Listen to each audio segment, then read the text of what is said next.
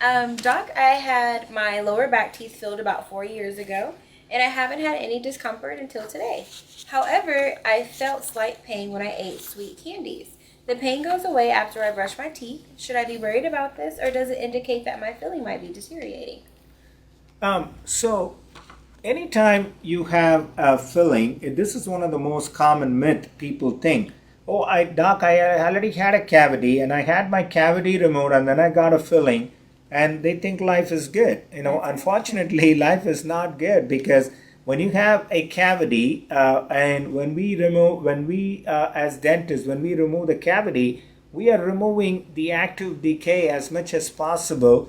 So what you have is under the filling, although you may not have a cavity, and you are going to have in between the tooth and the filling, what we call it as a micro leakage. Micro leakage is going to happen. So it is going to happen. It's kind of like a slow, very slowest plumbing leak that you can think of, right? So the slow leak is going to happen. So you're going to have some micro leakage because of the filling, because it just expands and contracts, because of the hot or cold food that you eat. But it happens. It takes like years to have for that to happen.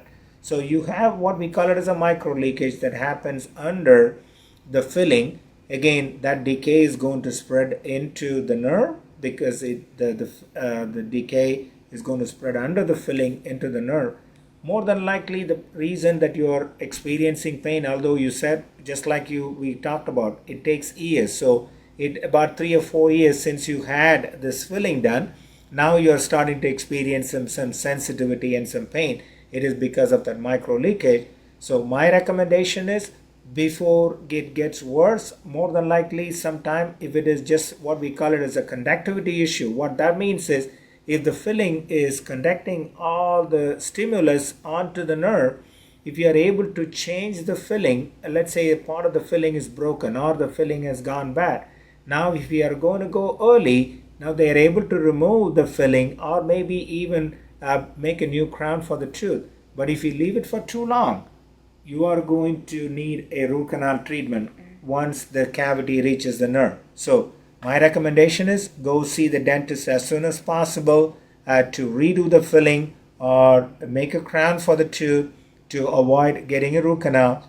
Even so be it, like if the nerve the cavity has already reached the nerve, your dentist should still be able to evaluate the tooth to see whether you need a root canal, followed by giving you a crown or a filling.